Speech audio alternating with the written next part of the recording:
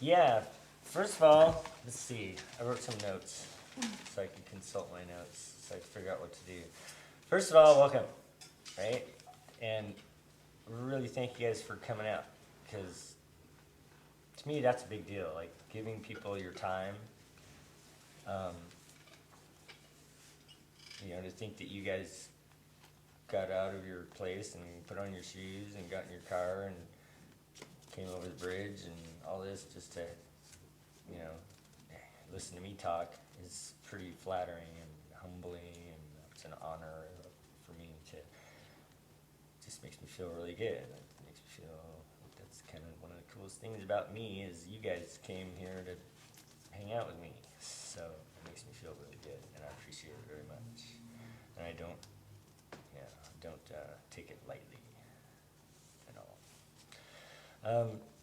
So thank you. And then, now that we're here,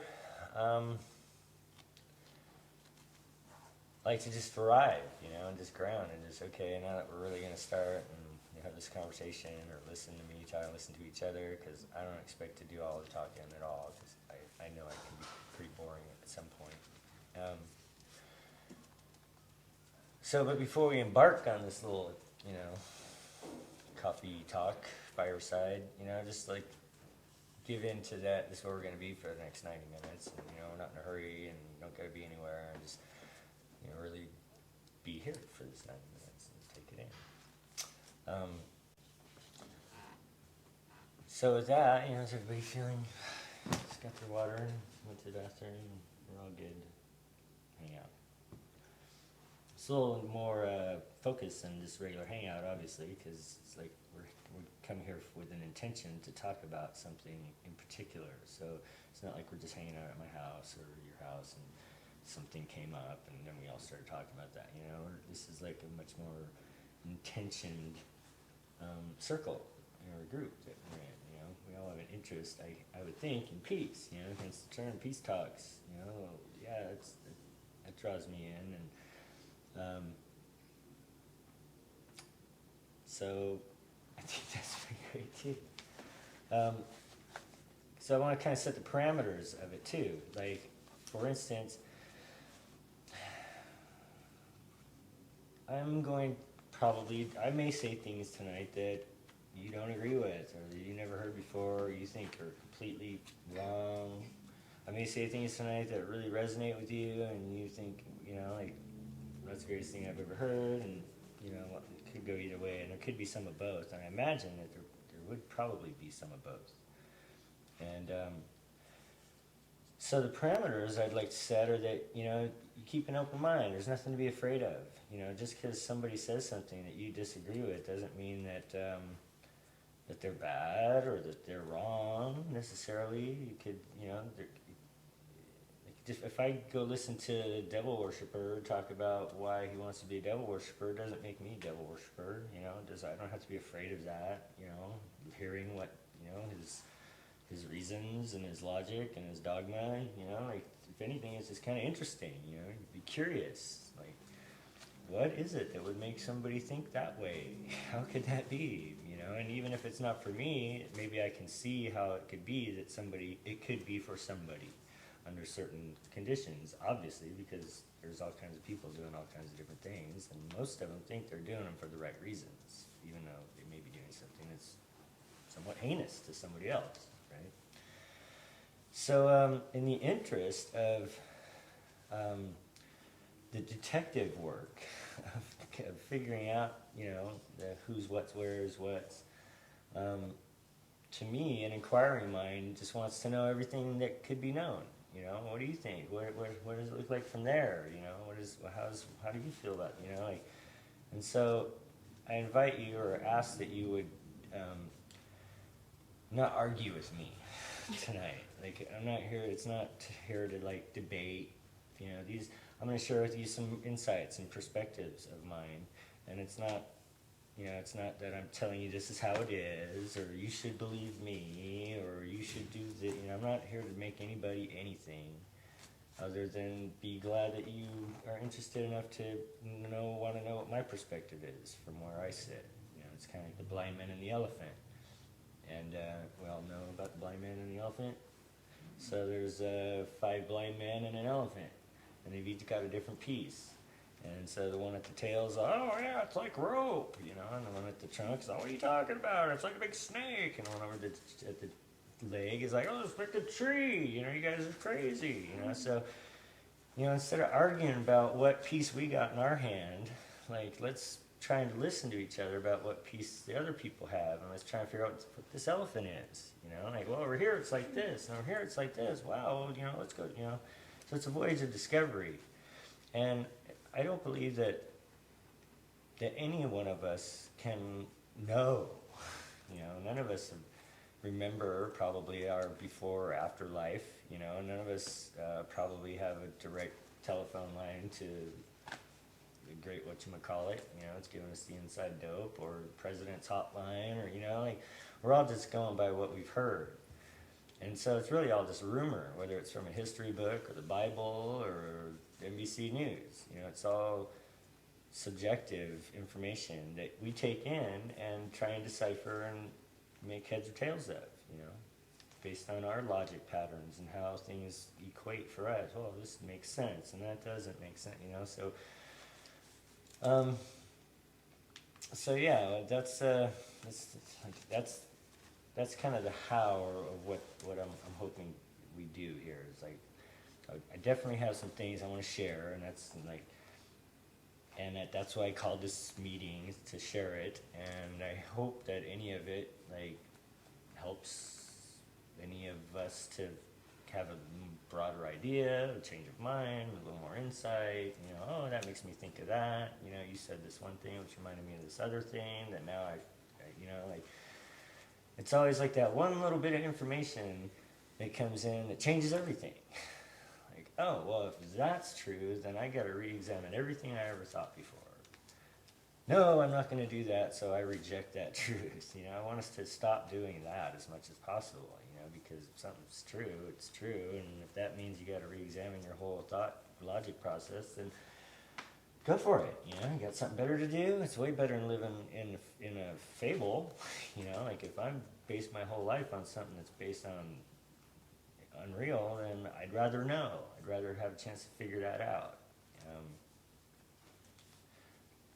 So yeah, that's parameters. That's context. So about me, a little intro on me. My name's Stephen Guar. Everybody tells me Peaceman.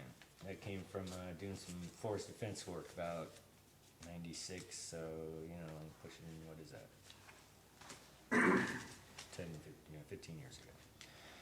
And there's a whole story there, but it's not really pertinent to what we're doing. So the one thing that is pertinent to it is that I took this name. This Peaceman was like my forest name, my spirit name. And it came to a point where I really couldn't be in the forest anymore. I wasn't feeling like that was where was really being potent, and that we were making a difference. And I felt like I was risking a lot to do that physically. And I had a epiphany where I didn't want to do that to my kid, basically. Like, if I got hurt, I couldn't take care of my kid, or I got dead, you know, oh, your dad was a great forest defender, you know, I go, no. And we're not saving any trees anyway, so bless you guys, I gotta go back to work, you know, I gotta go raise my kid. That's gonna be my direct action, is, you know, being my kid's dad for the next, 15, 20, 16, forever, but, right now especially. So I couldn't do the forest anymore, but I'm a carpenter, so how do I put that together? I've been, 2 years or so doing forest defense, and now I'm going to go, build decks out of redwood. So how does that work? And I decided well, for one, I never was doing that for the trees. I was doing it for the people. Like, there's people making sacrifice for the community. And I believe the trees, and all of us really, we're all kind of doomed. You're born terminal. The glacier's going to come, the trees are going to go, and they're going to come back. And we can chop it all down and ruin our air supply, and then we'll go, and the trees will grow back. And like, the world's going to be fine once we stop dicking around with it, I guess. So I'm not there to save trees so much. I'm there because people are hurting each other there, and but nasty things are going on there, and people I don't know, and people need support, and and there's action that's happening, and I want to support it. You know, we're experimenting with this nonviolence, civil disobedience, and I want to be in on that. You know, and cops are beating up, you know, teenage girls. I want the world to know about that. You know, like things like that. So in that, I couldn't do that anymore. I come back to my real world. It came to me that what I could do is I could bring my forest name back to my real life, and that would be my way to stay connected and to still, you know, be on purpose about what I'm doing in my life, whether it's forest defense or building a deck or dropping my kid off at school. And so, so I asked all my friends to just keep calling me Peaceman, and they all did. And you know, however many years later, here we are. It's not a willy-nilly thing. It's kind of, you know, it's part of my walk. So enough about that. That's my name. Wow, it took a lot longer than I thought it was. So I'm a carpenter. I've been a carpenter for like 30 years. Didn't do that on purpose. I was walking down the beach one day, hungrier than I've ever been before or since, and needing to do something about it. And there was people one guy building this one house right on the beach, and I asked him if he needed help, and he said, "Come on." And so off I went, being a laborer, and you know, 30 years later, I building stuff. The life of a carpenter is, I think, kind of a unique perspective, you know, or a builder, you know, the construction, like, we're skilled, you know, we're well paid, and yet we're not upper class and we're not lower class, and, you know, like, but we do have opportunities to, like, do dressy up expensive, you know, like, every once in a while I hit it, we have a good week, and I've got money, and we're living like we're, you know, got it going on, and then a couple weeks later, there's no work, and we're trying to figure out how we're gonna, you know, put gas in the car to get me to work, you know. So there's a big perspective there, you know. You spend a lot of time doing work like this just in your mind, you know. I do a lot of like digging a trench or sanding all those boards, or, you know, you spend a lot of time where you're physically engaged but mentally free. And so after 30 years of being, you know, free in my mind to contemplate and put things together and rationally, you know, like and being that I'm kind of a detective anyway, trying to figure out the mysteries of creation and civilization, and, you know, how can it be like that it's like this, and, you know, it's a detective work. It's a mystery to decipher, you know, and I kind of feel, you know, it's exciting and it's interesting to me. It's anthropology, living anthropology, you know, how did we get here, and where are we going, and how come? And I have the luxury of a lot of time with my mind to sit around and think about that stuff. And in my time, in my mind, sit around thinking about, I have, you know, little epiphanies, and I want to share them. It's like, well, God, that's it, you know, like if everybody knew that, then we wouldn't be doing this, you know, and then those people wouldn't be having to put up with that, you know, like, so for years I wanted to, you know, it's occurred to me that I want to share some of these thoughts, and I've tried several times. I've written a book, and I've done some talks on that book, and you know, it's kind of like my whole life, you know, how I run my job even. It's all about trying to make the best out of my current running theory. You know, what do I think is going on, and all that. So that's the Gospels of a 21st century carpenter. You know, I don't have a religious background, really. I went to Catholic school when I was a teenager, to high school. My dad became a born-again Christian when I was like 10, evangelical, and I did a lot of sitting in the audience, watching him preach and listening to other people, you know, telling the Bible story, and I had to do all the Catholic school stuff, learning about what they think it all means, and my mom was a Baha'i, and so I, you know, learned a lot about that, and just kind of to me that's more of a vibe, really. The Baha'i faith is really more just open and checking it out and mellow compared to everything else, which is always nice. What is Baha'i? They follow Baha'u'llah and his son Abdul Baha, and is it Persian? I don't remember, but Baha'u'llah was the prophet, and he got persecuted to death somehow, and then his son Abdul Baha took on, the walk. And so the Baha'is follow basically the teachings of Abdul Baha via, or Baha'u'llah via Abdul Baha. And it's great, it's all about unity and love, and it's great stuff. But kind of, my background is kind of worldly, though. Like my mom was very not racist and very open to, what other people think, and she's just kind of very opposite of mainstream.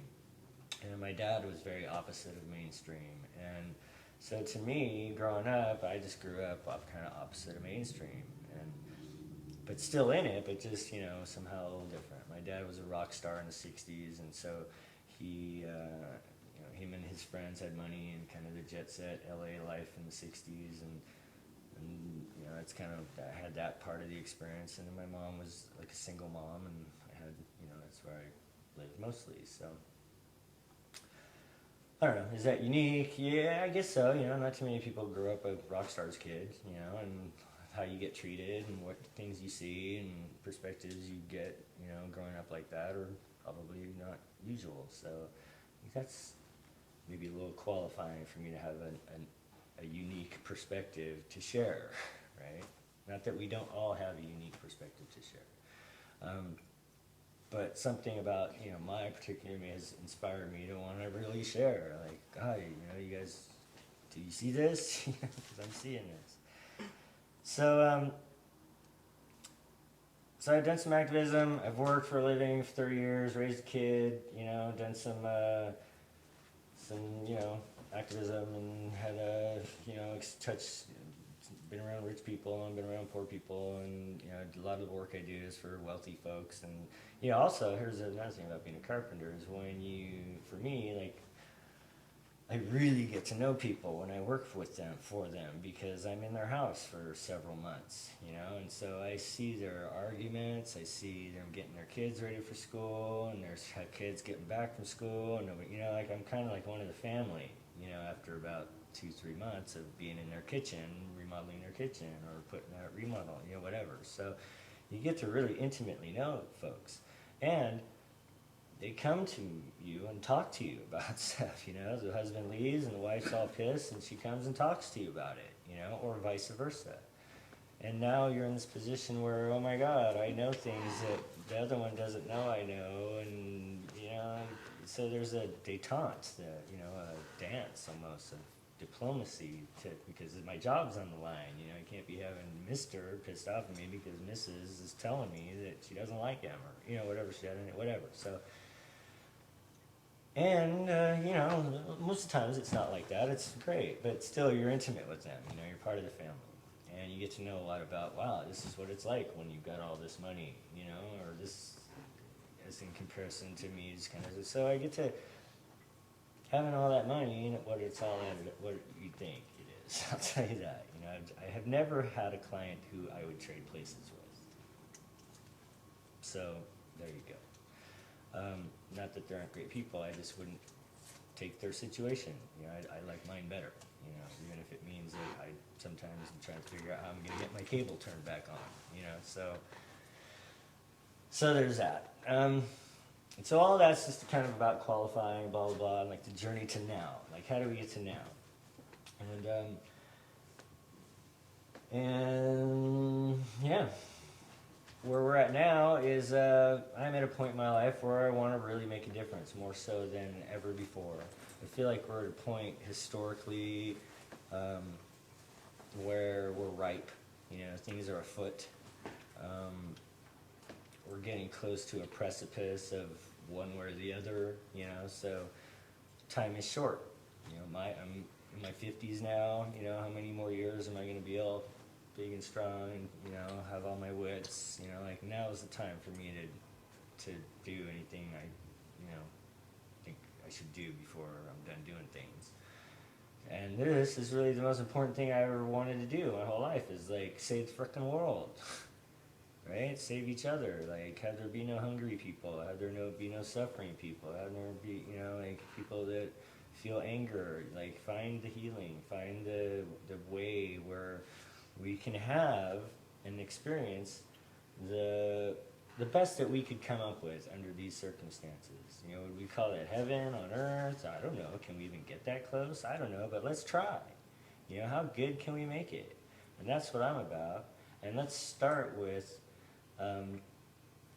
reducing, you know, reversing the trend of going to worse, at least, right? Let's at least stop getting worse. And then we can start talking about getting better, for sure. But the way I see things happening, unfortunately, from my perspective, is more and more oppression, more and more fear, more and more anger, less and less tolerance, you know, more and more suffering. And it hurts me. It hurts my feelings. I'm embarrassed. You know, I'm embarrassed that we do that. You know, stop doing that. How can I help stop us doing that? I don't know. Like, maybe I'll know what to say. Maybe you'll listen. And, you know, and we'll make a difference, and even just a little difference. I don't know, but it's worth trying because I don't have anything better to do. So I'm doing this. In that light, suffering, and like where we are, and things, to me,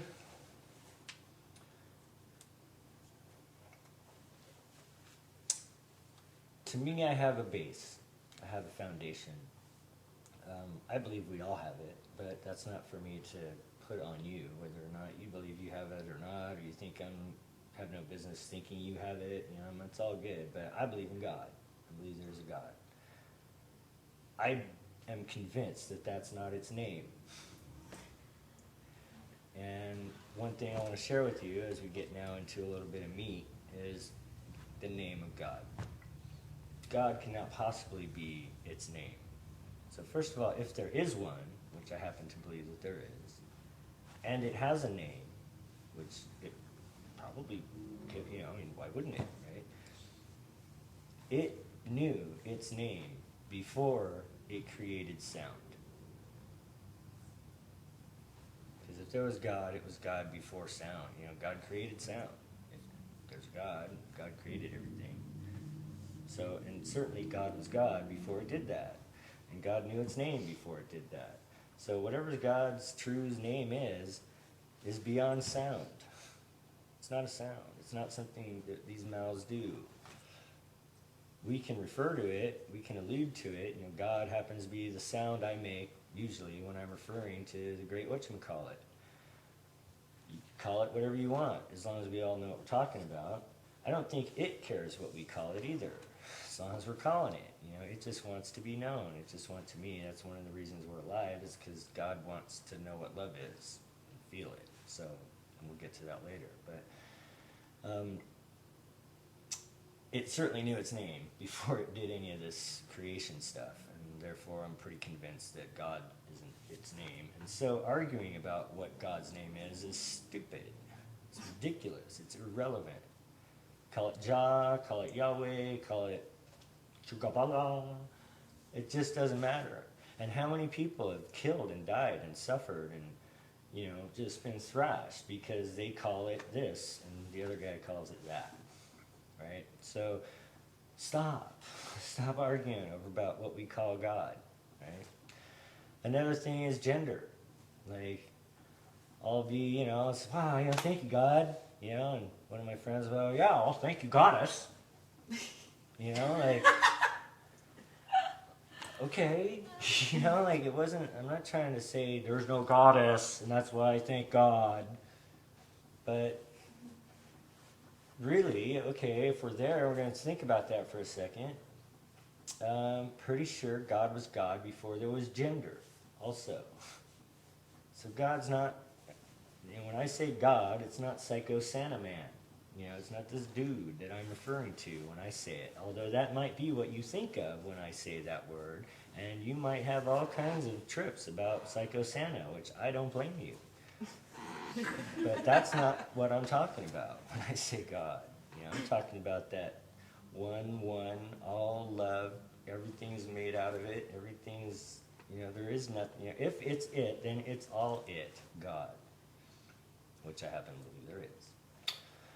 So, arguing over the gender, the sacred masculine or feminine of God is stupid. It's a waste of time. It's irrelevant.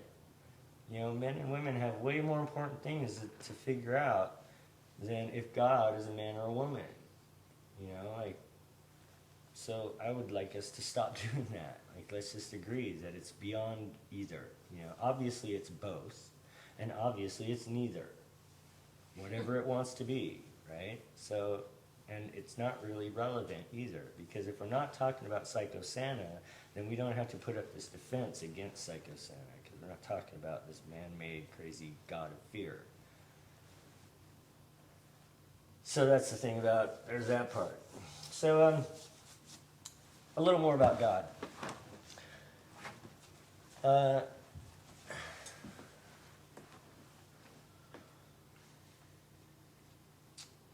Folks want to think, there's a lot of my reference comes from biblical metaphor, because that's what I know most deeply from my years of Sunday school whenever I went to my grandma's house. And from Catholic school. And, I just haven't got a whole lot of experience with Muslim or, Jewish dogma, so I can't really use those metaphors. But I am convinced that most religions share a core value, if nothing else. And that core value really is kind of like the golden rule, if nothing else, that you treat others how you want to be treated. And you love, and you forgive, and you help, and you don't lie, cheat, or steal, just the basic stuff. And if we could just all do that much, we'd be good. If we just would do the golden rule, let's just do that. If everybody really did that, we'd be good. It doesn't matter what religion you are, or color, or financial, be wherever you want. If you're treating everybody how you want to be treated, then probably everybody's going to be okay, because most people want to be treated well. So. Well, what if you can't do that? What if you're poor and you need to eat and you have to steal something? Just so that you can survive. Or yeah, right. It's in a situation. How could I say no? I can't say no. You shouldn't do that. Is there other things that I could suggest you could do? Maybe, but I've been so poor, not so poor as to have to steal food, but close. Where I was gonna have to do something, and that's a choice you make. Well, the way I see it is if I needed to steal some food from a store, that store can probably throws out a bunch of fucking food anyway. Right. And if we're going to talk about the golden rule, then if I were the store owner, I would want someone who's on the brink of starvation to take one thing. Right. Yeah, I'm not going to support their whole frickin' life meal plan. Right. But in that one instance, and just so they can get back on their feet, I would say that stealing in that instance is following the rule. Right. Okay. I agree with that, both sides, Yeah. Of course, following the golden rule as a store owner, and you see somebody hungry, you wouldn't have to steal it, Right. And you'd be like, hey, dude, you're looking not so good, here, have this, But then there's the fear. And right, and we'll talk about fear as, too, a big part of what we're going to be talking about is fear, and how we don't really need to be having fear.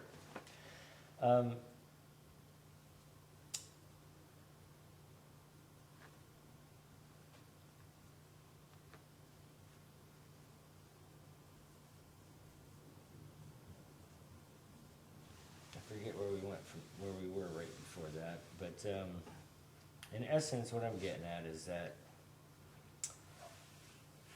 we all have a different idea about what God is and what it wants from us and so forth, and trying to find common ground in there is a beginning to us stopping being afraid of each other in the first place. result of that fear. So I would like to, I want to put forth some ideas about the idea of God that are a little less scary, a little more neutral, a little more palpable, a little more logical. Oh, that makes sense. I can get behind that,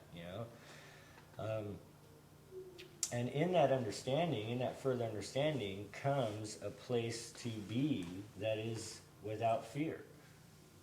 And that's kind of the reason why you would want to explore this or think or consider these things. So in order to get there, and that was kind of part of what one of the things I failed to do is kind of give you a roadmap of where we're going to go tonight, so we all know. But that's one of the big things.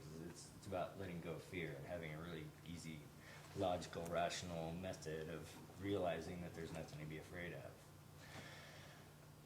And that is, for me, based in that belief in the theory of God, and that I'm a part of it, and it's all that is. So, once upon a time, there was nothing.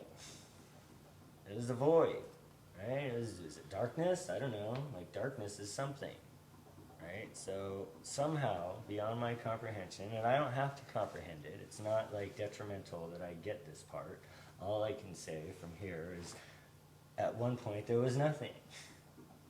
And at some point, that nothing became something.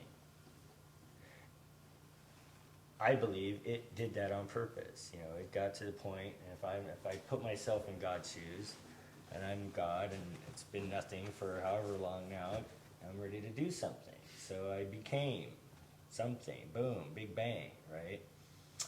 And God said, let there be light, for instance. So now there's the matrix, the light. When you think about what light is like, light's far out stuff. Like there's theory, when you get into quantum physics and, quantum theory, string theory, and speed of light, and, Albert Einstein, and I'm no scientist, but I get the gist of it. And the gist of it is that everything really is light being reflected somehow. Like the string theory or the quantum mechanics theory is nothing takes form until you look at it. Wow. So, if there's theories that existence, that reality could be like that, then, and that's light, right? So that's the matrix. That's where we all live, in this world of creation, right? And let there be light, and let there be, like, physical matter, So what did God make light out of? I mean, what is there besides God? Because it's all, there was nothing, and then God became something, and that something at that point was everything, whatever it was. So there is nothing besides God, right? So everything that is got to be made out of God, whatever that is, right? So at some point, God, and it's kind of the quick, I'll try and do a quick story of creation. God got lonely. Right? There's all this stuff, and it's great, it's beautiful, and I like looking at it, but I'm still all by myself. So in order for me to not feel loneliness, which God, I believe, can feel, because we're told, through the fables, that if I feel it, God can, whatever I'm made in its image, and certainly if I'm feeling it, and I'm made out of it, then it's feeling it as I feel it, right? It's feeling it through me, feeling it. So God can feel lonely, right? God can feel desire, apparently. So if I was all it was for eons and eons, I would get pretty bored, and I'd get pretty lonely, and I'd want to be hanging out with somebody or something. And so in order for that to be, I had to become that something. There has to be something besides me. And to me, that's kind of like the Holy Spirit, the Holy Ghost, like the partner, And so now me and my partner are hanging out, and we're hanging out for eons, and we're getting it on, volcanoes and comets and, all the space galaxy stuff and going on planets, and somehow through our copulations, life happened, bubbled up out of one of those volcanoes, and life, right? And so now there's life, but it's like it's all the garden. All of life, it blooms, there's flowers and animals, and, it's all the garden. It's all like my pets, and my pets love me, but they don't have any choice, You know, so it's not the same. It's not like they chose me, right? And one of the common basic needs or desires of humans is to be loved, right? To be chosen. And so it occurs to me that God probably wanted to have that too, right? To be picked. And so the only way God can have the experience of being loved, being chosen, is for there to be beings that have the option of not choosing it. And so that's where we're in this place where we have this experience of free will, and we can choose to be in or out of the garden. You're either part of or separate. You know, there's all kinds of other ways to put it, but essentially that's it. There's like be cool to your, treat others as you would have them treat you. That applies to God too. So God can't make us do that. Okay, you're gonna have choice. I'm throwing you out of the garden. You know, that's not how the story goes. The story goes that we were given the choice to have choice. Hey, here's this apple. This is a whole other trip. You want to check it out? Because there's a whole bunch of other stuff to know, right? If you want to know, here. Okay, I will try this. That's a choice. We choose, and this kind of is the story of humanity as it relates to Adam and Eve. We chose to have this experience of choice. We're volunteers here, right? So now we're in this matrix of free will. And in order to have free will and have there be a choice, there has to be like that other thing, that darkness, if God's light or if, one's the other, like who can say which one's which really, because everything's so convoluted at this point. It's really kind of up to us to try and figure out kind of how it works for us, logically, rationally. So we have this experience where we're separate from.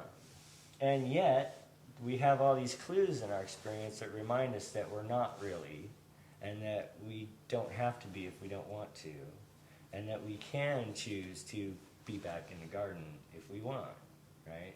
And Christians call that being saved. I think most religions have a name for that point at which, you remember that you're one with your Creator. So the thing about being saved is that you're safe. Right? You're reminded, you remember that you're an eternal being, safe in the arms of of the Almighty. Right? And my hope would be to remind believers of that and get them to start acting and living as if they feel safe. If I'm a safe, eternal being, I don't need a gun. I don't need an army. I don't need a fence. I don't need a lock. That's not to say that I'm not going to get dead or in jail or clunked on the head. But those things are immaterial to my eternal being, which you cannot destroy. Right? It was here before me, and it's going to be here after me, if I believe in that kind of thing. And either I do or I don't. But if I do, therein lies your magic golden ticket to being without fear in any given moment, that you can remember where and who and how you are. Right? So that, for one, is to me just epiphany. You can't not be in the garden. You can have the experience of being separate from, but there is no outside the garden. That is an illusion created for us to have the experience of being out, so God can have the experience of us picking to come back. Right? What happens to all the people who didn't pick God, and chose, they go to hell? Well, no, that's another myth I'd like to try to debunk, which is there can't be a hell. Hell doesn't equate, especially if there's a heaven. And the reason that works for me is because if there is a heaven and I got to be in it, and I'm sitting in heaven, and this is supposed to be paradise for me, right? I'm supposed to live happily ever after, free of, just enjoying eternal bliss and love, right? Except for my mom and my brother are rotting in hell for eternity because they didn't quite make it. So how am I supposed to have bliss and love and harmony and joy when my mom's burning in hell? Like every moment I'm spending in bliss, my mom's burning in hell. No. I gotta go, you guys. I gotta go bust my mom out of hell. You know, like, I'll be back, but I can't sit here and dig on this when that's going on. So, no, it doesn't equate. God, you know, the logic, the love of God, it doesn't work that way. That's a myth. And it's there to instill fear, to strike the fear of God in you so that you'll do what Preacher Dan says to do. Right? And, or Pontiff, you know, Pablo, whatever, right? So, well, you don't think that there's like an existential hell, but there's the experience of hell, right? Because this, I mean, the experience of hell would be that separation from God, there you from go. the source, and Right. so it's like it's a lived experience, right? Very, very well could be. Like, it could be anytime you choose to be existing in it. The big picture, like the saving grace of it all, to me, is that I'm part of God, right? I'm made out of God. So are you, so are we all, right? If there's God. So, God can't go on without me. Like, it's either all one thing or it ain't. Like, either everybody's in or one thing isn't in, and now there's separation and conflict, and it's not true peace. So in order for us to get to a point where we actually have like true, like theoretical, whole, balanced, all-inclusive peace, is when everything's in on it. And that includes the devil. I mean, there just can't be anything that's not in on it. If it's all-inclusive, true peace where everybody's in, right? It's all one thing, and it all remembers it's all one thing, and now we go do whatever we're going to do next after this far-out trip. So, so the thing about like not getting it right, or you know, not making the right decision, or not choosing to be back in the garden, is that's okay, because we'll wait for you, because we have no choice. We can't go until everybody's ready, and that's another reason why I want to do peace talks, because I'm kind of getting bored with this shit. Like, I want to get going. Like, what's next? Let's ride. And we can't go until everybody's healed and whole and feeling it and ready to go. And so, in that I'm packed and ready to go, there's nothing left for me to do but help other people pack, get ready to go. Or just sit around and wait. And, you know, after a while, you know, yeah, you're in your bliss. Hey, I'm all good, but that gets boring, you know. Are you bored with your bliss yet? And when you do, then let's get busy helping other people pack that want help. You know, you can't help. There's that you can lead a horse to water, but you can't make it drink thing. And when you try and make a horse drink that isn't thirsty, you're going to get hurt. Because what that looks like is sticking a horse's head in the water. And it's not, a horse ain't going to like that. So don't. You know, please take the water around to the horses that want to drink, you know, and proceed like that. So that's kind of all about, like, we are all safe and sound in the arms of the Almighty, whatever you want to call it. You can't not be right where you're supposed to be, right where you're supposed to be there. We don't have enough information to fuck it up. So stop worrying about it. Just be your best. Keep trying. Keep plucking away. Keep, you know, every moment is a choice of where you dwell. Am I in the garden? Am I one with it all? Am I safe and with my spirit and magic helmet, fully empowered, fully mandated to be a great me, whatever it is? You know, what are we doing? What has to happen? How can I help? You know, like, it's pretty simple. I kind of equate that to being like a knight at the table. Like, I want to think in a way, I would think of myself as like a knight, right? Who has this armor and this talent and this strength of, you know, character and fortitude, and I'm out in the world, and what does it serve? You know, am I out here beating you up and taking your gold and going and drinking my ass off and getting some prostitutes, and, you know, like, is that what my gifts are for? You know, so I can come lock you in the head and take your land and, you know, make everybody my slave? Is that what my talent's for? Is it to be really cool and shine up my armor and fuck yeah, look great, come get me?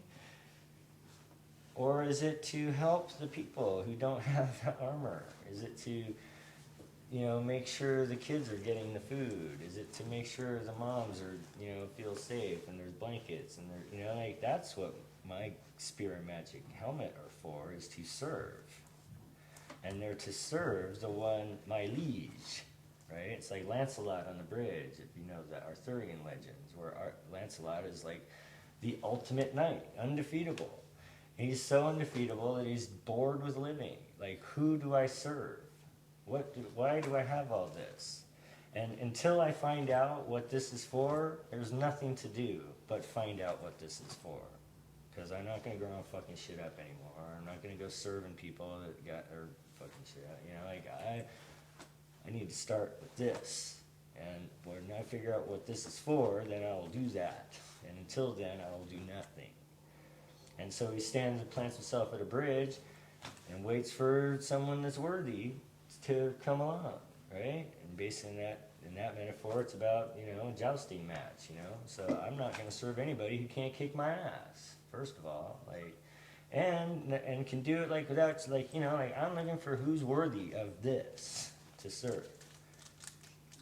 And what I've found is there is no man, I've never found a person that I totally am ready to, like, give my body, my brains, my blood, my fortune, my integrity, you know, like, that's what it's about. Like, that's the level of service we're talking about. And who deserves that?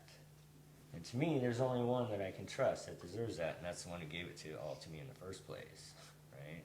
And that's who I serve. I serve my Almighty. What does my Almighty want me to do? Well, what? It's right here, like what's happening right now. That's the place where the Almighty exists. Besides everywhere else, but that's the one place where I can connect with it, because it's right here, it's right now. It's the only thing that's real. We've all heard that theory. If it happened before, it ain't going on now, it's not real. If it hasn't happened yet, it ain't going on now, it's not real. It's in my mind. It's not here and now. Here and now is where everything's is. And here and now is obvious what's next to do in any given moment if I just shut up a second and, you know, and realize it. Then I do that.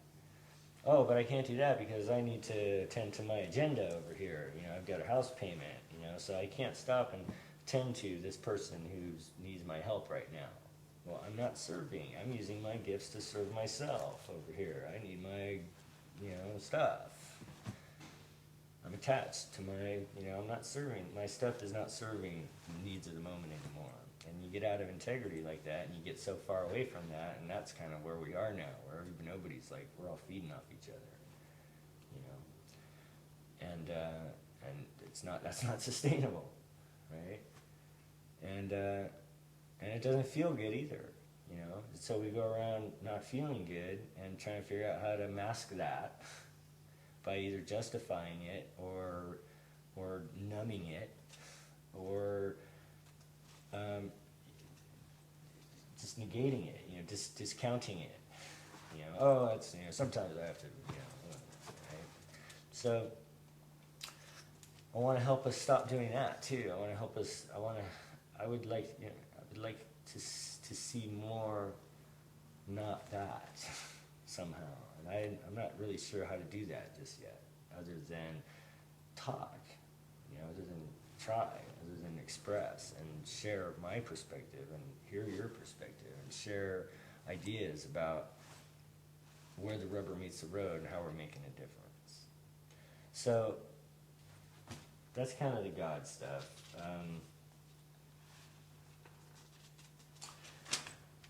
Another thing about where we are, I want to tell you guys a story about exponential growth. And this has to do with cognitive shift. And cognitive shift is the thing that I boiled down to is what needs to happen in order for us to move on to action, to where we're really more people are actively participating in making our shared reality the great thing we all know it can be, right? Or just going on doing our thing, you know, working our job and, you know, doing our thing, going where we're going. Cognitive shift is when you realize that it isn't what you thought it was, right? I'm not where I thought I was. You know, like if you wake up and you're in a strange place, and you wake up and it takes you a minute to remember that you're not in your bed.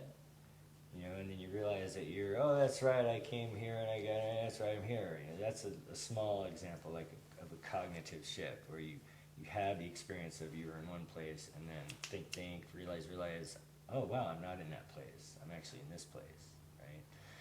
Astronauts have it when they spend time at the space station, or really any of them when they go into space, and they see, in fact, that's one of the places where the term came from, is from Neil Armstrong going up and seeing the Earth from up there in its context, right? Because the Earth is a spaceship, right? Right now we're flying through space.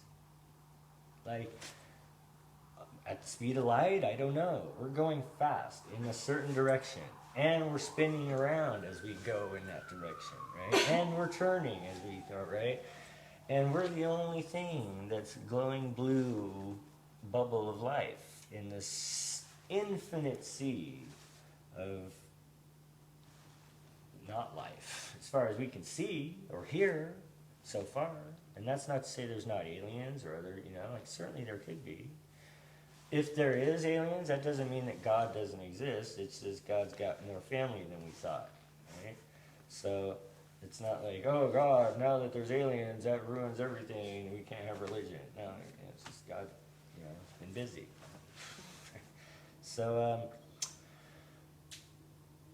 so cognitive shift, exponential growth.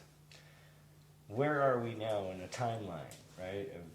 And this has to do with like natural resource using, like if we're gonna get a little nuts and bolts and mechanical, like, and population, right? Right now we're at 9 billion people, or pushing 9 billion people on the planet. We theoretically have peaked on oil, where, you know, we're starting to suck mud instead of oil, and it takes more, it's costing more and more for every oil barrel to be, you know, brought to market. It costs more of that barrel of oil to bring it to market, right? So getting to the point where it takes a barrel to even get a barrel, and that's the point where it's not worth going to get it, right? So we're approaching that point. And how fast are we approaching that point? We're at a certain population where resources are becoming, if not actually scarce, at least they were at a point where the rumors of the scarcity have some weight to them, you know, where why are there people trying to make frankenfood? Because they think they're trying to feed the planet, feed the starving world, you know, like most people trying to make frankenfood aren't doing it because they think frankenfood is bad. They think they're creating a method in which we're going to be able to feed the 18 billion people that we're going to have here in not very long, right? And so exponential growth. You take a bottle and a pile of rice, and you figure out the equation is that if you start with 1 grain of rice, and every minute you put in double what you put in before, right? And you work it out so that in 60 cycles, you'll have a full bottle. Okay, so that's like our test subject, right? Now hold that thought for a second. Let's talk about growth, 2% growth. Our population, for instance, is estimated to be about 2% a year, right? Steady growth, 2% a year. And you'd think, oh, 2% a year, that's not a big deal, right? 2% a year, it's not very much. Except for anything that has steady growth like that has what's called its doubling time, right? So however, you know, if you did 3% a year, then your doubling time would be X years, or 20% a year, your doubling time is X years. Well, at 2% growth per year, the doubling time is, I think, 60 years, right? So every 60 years, whatever it was is now double, right?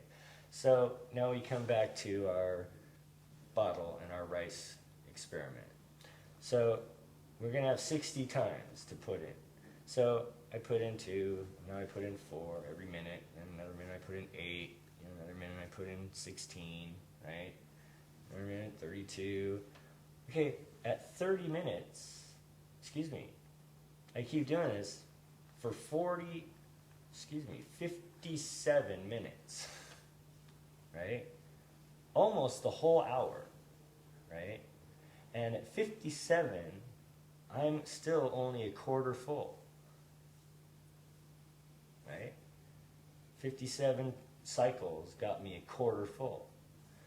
Man, it's been 57 cycles. I've only used a quarter of my space. We got all kinds of time, right? Oh, but 58 meant I'm half full. Sorry, 59. So 1 more minute took me from being a quarter full, which took me 58 cycles, and in 1 cycle, I doubled that, and now I'm half full. And we're in the 59th minute. And it took me 59 cycles to get halfway full. I've still got half the space. It took me 59,000 years to get here, 59 cycles to get, and I've still got, I should have 59 cycles left, except for no, you have 1 cycle left. That 60th time, it goes from half to being completely full, right? So the idea that how much time we have or how much space we have is very deceptive. And I'd introduce that to you so that you just kind of feel the impetus, the reasoning behind being a little proactive about whatever it is we think we want to try and do to make a difference, because we can see how far we've come. We're at 8 billion or 9 billion now. In 60 years, we're going to be twice as many people. We're not feeding the ones we have now, right? And right now, I think it's a matter of resource management. I definitely think that we as a people on the planet have everything we need, that everybody breathing on it should be able to eat, have a blanket, access to education, all the above, right? So that's the next, but that's a different conversation, right? Right now, it's just about the realization that we don't have time to dick around, right? Now is the time. We're in the 59th cycle, or maybe the 58th. Now let's say, just to take that one more step farther, and say we found 2 more worlds. Oh, we need to find another Earth. We're going to colonize Mars, right? We're going to, right? Up Centauri. We're going to find, guess what? 2 whole new Earths just flew into orbit, and they're in steady synchronous orbits, completely stable. We can start colonizing immediately. 2 whole Earths. Dude, it took us how many thousands of years to fill this one up and reach capacity, right? That whole bottle, 60 times, and we got a whole new empty bottle. Let's double it, and boom, 1 more time, that second bottle is a 61 minute, and that whole other Earth's worth of resources is done. Sorry, we found 3 more planets.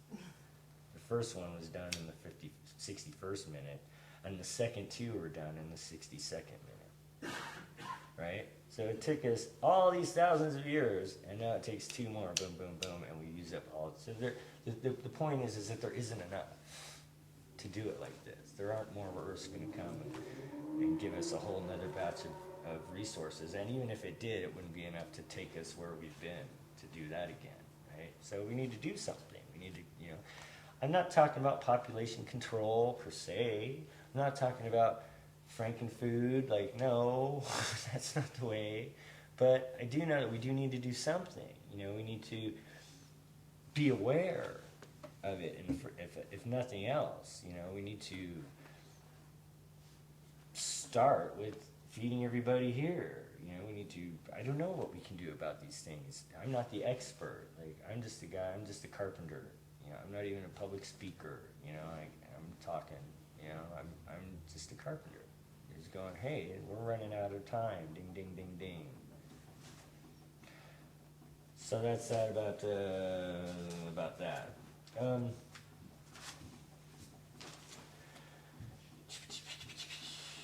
thought about 3 things that I wanted to say.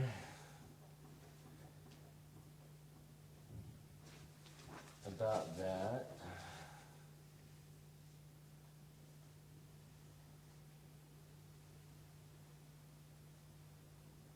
Okay, well again, I'm not a public speaker, so this isn't necessarily going to go in some logical, rational order. Scott, sorry, I'm just going to run through a bunch of fables. So I want to tell you another one, which is a little bit about victims, and if you've been a victim.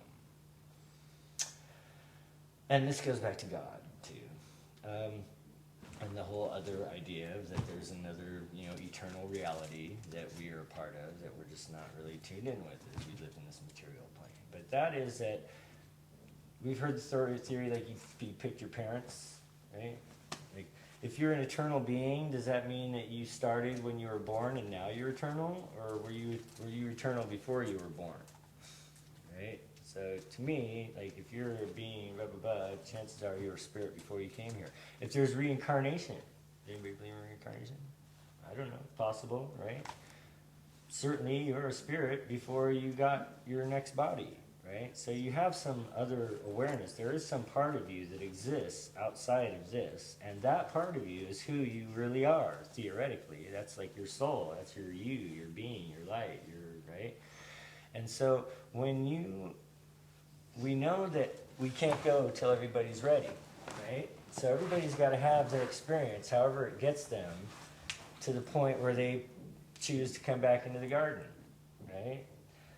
Except for some people are pretty messed up, and they got to have some crazy experiences to have the revelation that brings them back to love, right?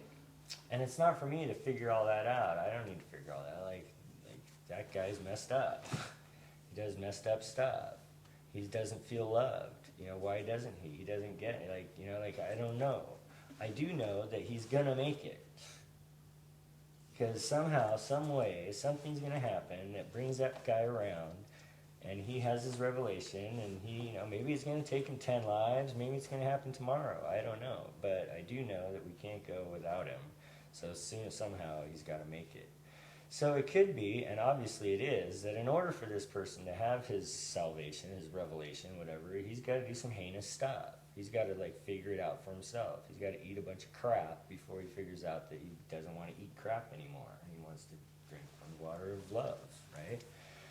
So, in order for this person to have his story, we're up in the God team now, we're up in heaven, if you will, and we're like going, okay, you know, we need somebody to go and play the part of the victim for Buddy X, so he can have his revelation. You know, like he's got to just get, apparently he's going to have to get so heinous that he can't stand it anymore, and he's going to come around, right? Guarantee he's going to come around. We all realize that. There's no one left behind. So who will go be the victim? Who's going to go get the shit beat out of him, get raped, or whatever? You know, like who's going to go get victimized by this person? Well, theory has it that God doesn't give us anything we can't handle, right? And so I think that somehow in some like celestial firehouse, EMT, emergency shelter place, you know, they got a bunch of the hardcore spirits, right? People who can take this shit, right? Fuck yeah, I'll go in there, I'll do it, you know? I'll go be that, you know, but we know that I'm gonna go in there, I'm gonna get roughed up, and I'm gonna come back in here. You know, like it's a tough job, it's a bitch job, it's a suicide job, it's, you know, like it's hard, and you don't just give it to anybody. You know, you got You also certain. learn as the victim too. So the heinous person's learning, and then the victim's learning what they don't prefer. Word. And you are a hero. You're a celestial hero. You're the badass that can take it, apparently, because you got the job, right? And so that's, to me, empowerment, right? Like, yeah, you got worked, and that doesn't mean that, you know, you're a victim for life. That doesn't mean there's something wrong with you. It doesn't mean, you know, you were victimized, you know. No, you were chosen to come perform a very specific duty to save this person somehow by being the sacrificial one, right? To play that part in that person's story. And you got picked to do that because you can, because you're badass, right? And now that you remember that you're badass, you don't have to be, and that, you know, like you made it through that. Like, it's good, you're good to go now. Like, you're clear for departure. Like, mission accomplished. Like, have your life now. You know, enjoy the rest of it. You've done what you've come to do. And there may be that there's more for you to do, too. Hopefully not. But, you know, maybe there's another fucked up thing you got to go through. But that's because you can handle that, too. And you told them you do, too, while you were here. You know what I mean? Like, it's kind of like that. And if you think of it in these terms, and it's all, I was telling a friend of mine once, about this kind of stuff, and he's all, oh, it's all like state of mind. That's all, that's all just in your state of mind. Well, yeah, duh. What else is there? Like, what is the state of mind that I occupy, that I dwell in? Is it joyous? Is it empowered? Is it, on fire and passionate? Or is it, any number of other things that aren't so great? And that's up to me to decipher and figure out and stand on and in and try on and, try out. I've got all this time on my hands to try different things. It's all practice for next time. I know I can't fuck it up. One way or another, God, if there is one, it's all going to end up going, we're all heading to the same place, which is back to the one, right? So there's that. The victims, you're the hero. And I invite you to remind people of that when they're having a hard time or they got ripped off or, here's the thing about getting ripped off. If there's a God and it's all God, then it's all God's. That has to do with the money in my pocket, right? This $100 that I've got in my pocket, which I don't have, but somebody stole it. Somebody stole my $100. It was God. It was God. Get him. In a way, yeah, right? That's God's $100. Like, I thought that was my $100, but apparently my job was really just to hold the $100 for Buddy X to come and get, because that $100 has Buddy X's name on it because it's part of his story, and he's going to go out and he's going to do what he's going to do, and hopefully maybe find revelation as a result of stealing my $100. Like, something's going to happen that's going to make him go, oh God, I did that to somebody else. I don't like that. I'm not going to do that anymore. Like, I don't know how these things work. I know it worked to me. Like, I didn't start out being a great guy, as great as I am now anyway. But, there's lots of things I've done in my life that were fucked up stuff. Lots of folks out there will be happy to never see me again. Bless us all. There's nothing I can do about that other than learn and never not be that way. I've had my revelation. I get it now. I'm ready to make amends and do better and help and show, right? Like, I'm in, okay, here I go. So I give that to them too, right? I'm not done with me yet either, right? And neither are you done with you or he's, like, we're working on it. We're works in progress, and like I want as much room and forgiveness and benefit of the doubt as it takes for me to make it. I want to make it, right? And I'm not very good at it. I might need a boost. I might need another chance. I might need 10 chances. I don't know. It might be the very last chance that anybody ever gets that is the one that I get, that I make it. But I need to know that I'm going to get that. And if I need that for me, I need to offer that to you. Like, you get the forgiveness you give. That's just kind of, I think, a law of the universe. And as much, it's like the Lord's Prayer, forgive us our trespasses as we forgive those who trespass against us. And I used to think that meant that we're so good at forgiving people that we should be forgiven. Right? And I never even said that when they said that at Catholic school, because it just didn't feel right. But then I figured out, oh no, I get it. You're going to forgive us as much as we forgave everybody else, right? And I need every fucking ounce of forgiveness that is possible to be given. Trust me, and especially if we're going to go by thoughts, I think all kinds of fucked up shit. So, like, I just can't even be responsible for trying to forgive that. I don't even remember some of this stuff, most of the stuff. I make sure I don't, I know. I don't think of that anymore. But I did, and so I need to be forgiven for thinking that terrible thing or doing that terrible thing. And if I want to really know that I've got that, in my bank or, do or whatever, I have to give it. As much as I give, the better, right? So that's motive for, and therein lies like your liberty, your freedom. our freedom. Like, it's liberating to, you know, when I finally had the experience of forgiving my dad,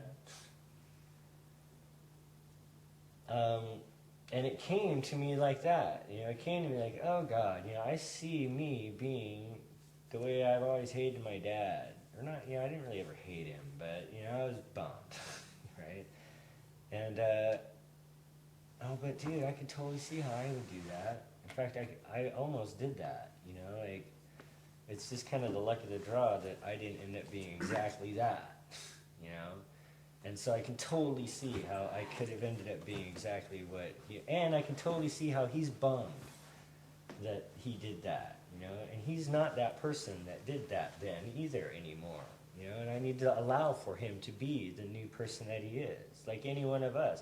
I'm not who you see anymore. If we want to get real technical, in the time that it's taken the light to bounce off of me and hit your eyeball, I've evolved. So I'm not even what you're looking at. I've moved ahead from there, right? And I need to allow you that too. You're not done with you. Like, I can't go, you know, it'd be better if you put a little sky up in there. You know, like, I'm not done with my painting. Don't tell me. You know, like, you can tell me if it's something, I don't know, like, I'm open for him, but don't be, like, judging it, you know, because I'm not done yet. God's not done with me either. Like, I'm working on this shit. So you're working on yours, and I give you all the space you need, because I need all the space I need to end, right? So we got to give that to each other. If we do that, you know, what a world that would be like. Shock absorbers. You know, there's a lot of crap going around in the world, right? Even just driving on the road, right? Oh, you cut me off. Oh, you did it. Right? Shit comes around. And our tendency, like, here comes some shock, right? Our tendency is to get tight and, like, hit that shock, right? Bounce that bounce, right? And, you know, oh yeah, well, you, oh yeah, well, you know, like, I'm just not gonna take it. I'm tough, right? Except for as soon as it bounces off me, it gains strength. I mean, whatever was coming at me, now it bounced off of me and it's bigger. You know, you can tell by when people argue and they escalate and it escalates, you know? And you came at me this big, so I had to get bigger. Oh yeah, you came at me that big? Well, I gotta get bigger. Oh yeah, you gave me, I'll get a nuclear war, right? Oh, you shut up. So, there's that way, and we can choose that. And there's another way, which is shock absorbers. You know, here comes a shock, and you know, the 4 agreements. You don't take any personally. That's an easy way to absorb a shock. It's not, you know, you would do this to whoever's. I'm standing in the spot that shit's getting pointed at. It's not about me. You would be doing this to whoever was playing this part in your world right now. Like, and I happen to be the one with that assignment, and I'm doing it the best I can. You know, like, I'm not.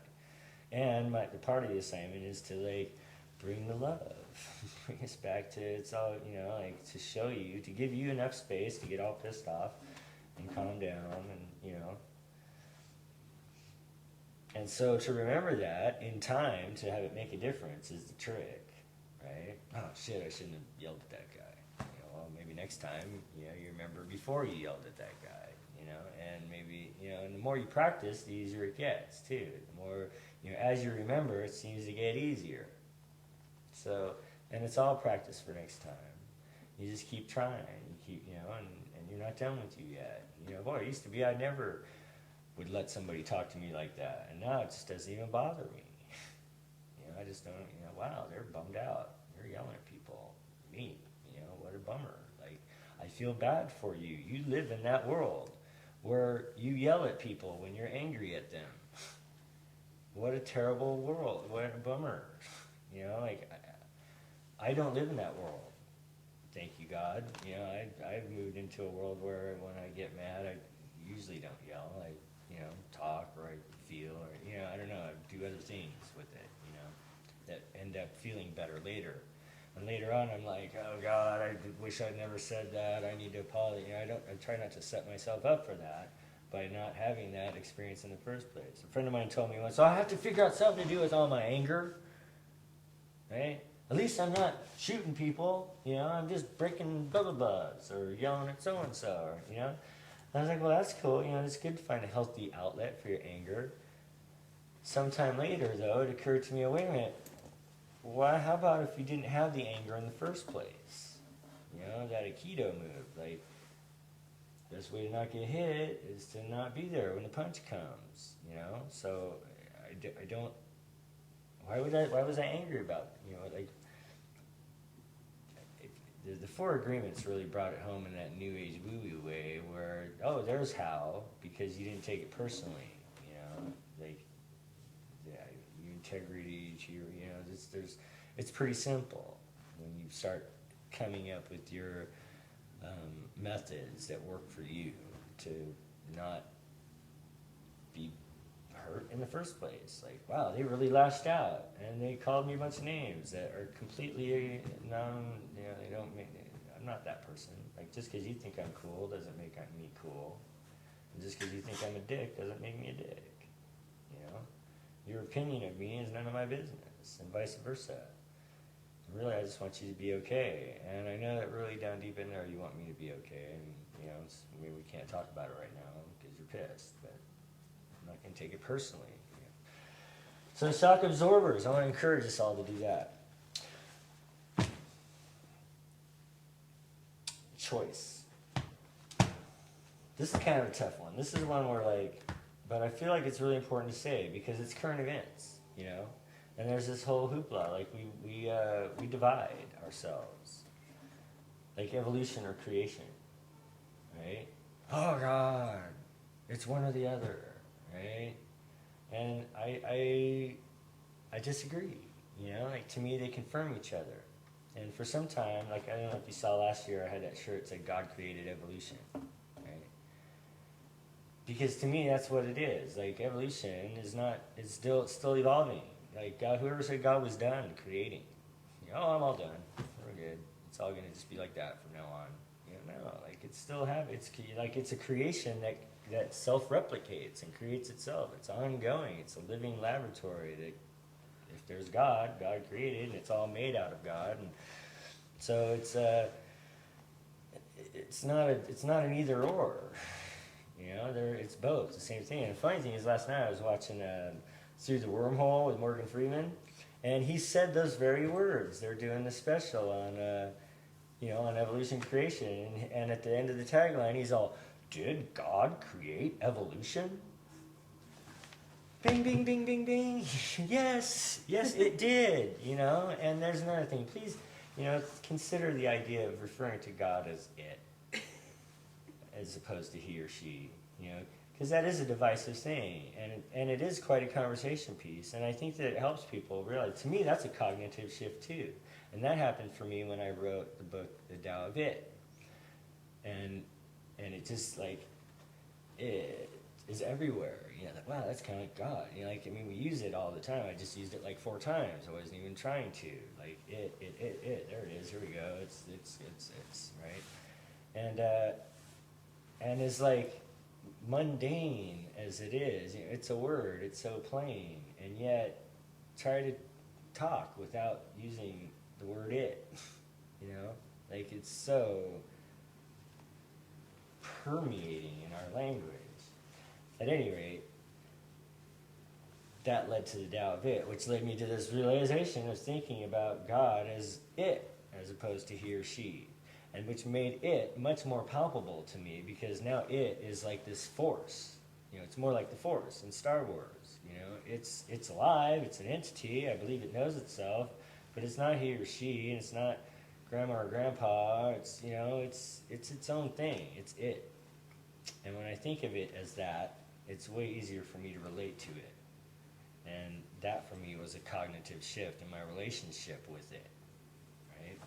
So there's that. How much time do we have left? Anybody know what time it is? It is 10 after 9. Wow, okay, so it's 10 after 9? Yeah. Wow, we should be done. Okay, well, let me try and get done. 7 minutes. what's anything I want to make sure I tell you out of everything? There's, for one thing, there's that it's all one thing, and there's a couple videos. For one, there's a video called Earth from Space that I'd love for you guys to try to remember to go watch. And it's because it's that cognitive shifting. It's about seeing how all the weather patterns are connected. It's about seeing, they show how the machine of our biosphere works, what runs it, what powers it, and it's really far out because it's like Antarctica is like the heart. And it actually expands and contracts, right? And every year it freezes and it thaws, right? And when it does that, every year when it freezes, all the salt that's in that water, the brine, is separated because salt water doesn't freeze. The salt freezes out of it. And that brine sinks, right? And that flow of the brine sinking and continuing is what drives the ocean currents, right? That cold, super, ultra cold brine, like it's right before freezing, but it's not frozen, sinks because it's heavy and pushes everything else out in front of it, and that creates the flow it goes all the way up along the Atlantic Ocean where it meets the cold water, the melt coming off of the Iceland and the northern thing, and that creates this whole movement thing that when you look at it from space, you totally see it. With the infrared and the lights, they're focusing on the right, things. It's duh. It's one thing. It's alive. It's breathing. Its heart is beating. Its blood is flowing. It's it's alive, right? It's a machine, right? How is that? I don't know, but it is. And so, see that, feel it, realize it, so that you come from that place of knowing that that's who we are. We are one thing. And whether or not we can see it all from here, which we couldn't possibly, there is a perspective at which you can. And even if you can just imagine that perspective, you can have the experience of the cognitive shift that comes from experiencing that perspective. And once, it's kind of like the blue pill or the red pill, and I'll try and end it now. Once you've seen what the matrix is, you can't just go back and live in it as if it's not a matrix, right? So, and at that point, once you see what the matrix is, what else is there to do? Because we must live in it, because we're made out of it too, right? I mean, we are this also, besides being our spiritual selves. So, we are living in the matrix, but it is a matrix. And the way to live in this matrix without fear is to realize that it's a matrix, that you are above. You are. It doesn't. It's not. It's like if you were Neo in the Matrix. Oh, now these laws don't apply to me because I'm above. It's not like you're above, but you're just beyond somehow. Gravity doesn't. Is that air you're breathing? The line from Morpheus. You're like, no, it can't be because this is all really just happening in my mind. I'm not breathing air. I'm not tired. Right? This isn't sweat. This is just all stimuli, responding to neurons blowing off in my brain. And that's why I'm having this perception, hence this experience, hence this feeling of anger and anxiety and fear. But wait a minute, I don't have to do that. Right? I'm all good, actually. And once you realize you're all good, there's nothing kind of left to do once you've had your bliss party of, celebrating that you're all good. Now, all that's kind of left to do is share that, and let other people know that wonderful feeling of how it is to wake up every day thrilled, no matter if it sucks or not. Because fucking I'm going to have lots of time to be dead. There's lots of time where I don't get to wake up and have feelings, There's lots of time I'm not going to get to smoke or have sex or eat good food or be touched, or good or bad, it's the ride. and I'm glad to be here. Let's rock. Let's do it. And now that I know that I'm impervious and immune and got a spear and magic helmet, what else is there to do besides make room for everybody, make sure everybody's good somehow, you know? And I don't want to force it on you. I can't do that either, but, you know, I'm here. I'm ready. You know, I'm ready to go. What do you got? Oh, sure. Oh, yeah. You know, wait, I'll be there in a minute. You know, like, just that's a lot. You can keep yourself plenty busy just serving the needs of the moment as they become obvious to you in any moment. So I'd like encourage us to do that. And that's kind of the point of Peace Talks, really, just to, I really wanted to have there be more talk from y'all. But we did run out of time. I'm really surprised that, like, I talked that long without running out of things to say. And I know I've got more to say, so I guess it's a good thing I'm doing more Peace Talks. I'm really, like, honored that you guys sat here and listened to me talk all this time and, like, didn't get pissed. I guess I didn't say anything that controversial. I guess maybe I could. One more thing.